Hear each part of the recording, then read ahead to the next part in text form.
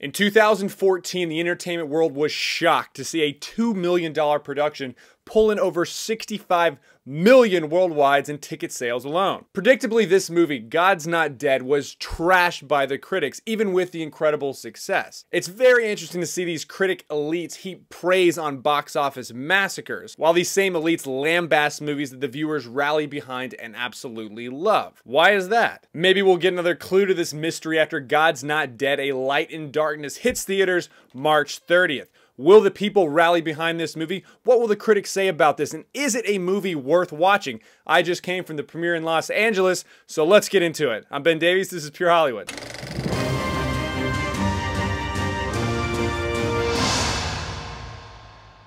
God's Not Dead, A Light in Darkness was directed by Michael Mason. This is the third movie in the God's Not Dead installment. I also want to just point out it is so hysterical for me to read the critic elite's review of many of these movies. And it's not just Christian movies that get this. It's movies like Death Wish, like I covered earlier, that get slammed by the critics while being praised and supported by all the viewers that love it. You also see the kind of slanted reviews towards Marvel movies that are Disney that lean more left and DC movies that lean a bit more right, and how the critics never seem to give it a fair shake. While also heaping praise and worship on movies that I think are absolutely terrible that the box office also says are terrible because they make absolutely no money. All this to say, this does not just happen to Christian movies and Christian themes. It's all about the values, and of course, that is something that the left always seems to attack, and many of these people that review these movies are a little bit left. But I digress. Let's not talk about those reviewers, let's talk about the Rebel review. As a viewer, I'm going to give God's Not Dead, A Light in Darkness a 4 out of 5. Now, as someone who has seen the first two God's Not Deads, I think the third one is the most entertaining and well done of the three. They do this by having a really entertaining narrative that is grounded in something that is very current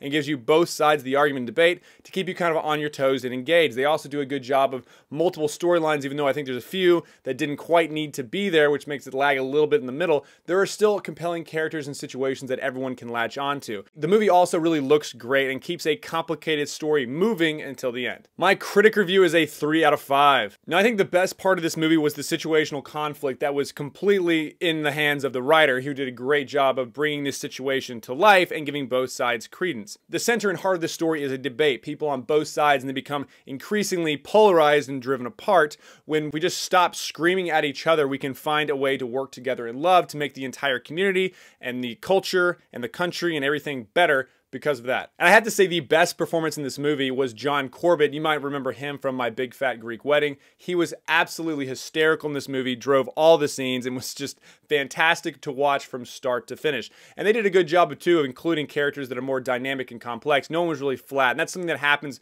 unfortunately in a lot of faith-based films and even, you know, horror films or whatever, when they just try to go for a specific theme or niche, is that they don't make the characters rounded. They try to make this guy's the bad guy, this guy's the good guy, and there's no really reasons for it. We just need these characters to fight in the movie. In this movie, they do not do that, which is fantastic. Every character is deep, they change, they're dynamic, they move, they have, you know, reasons for their actions, and I really accredit that to the writing and the production team on God's Not Dead, A Light in Darkness, which is the third. My faith and values is a 0 out of 5. Just kidding. It is a 5 out of 5.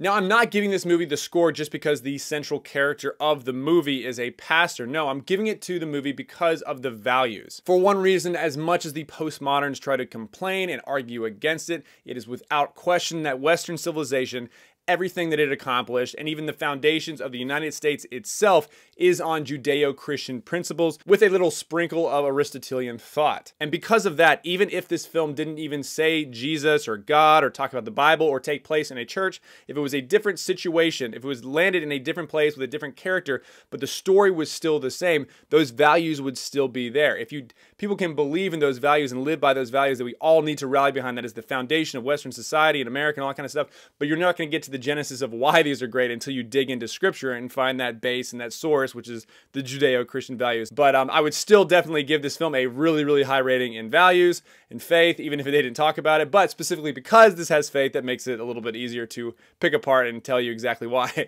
It is definitely a timely message, and a message that I think people outside and in the church can definitely take benefit from. But that's just my opinion, and on March 30th, you can check it out and let me know what you think, if you completely disagree or if you think I am right on the money. I'm Ben Davies, this is Pure Hollywood.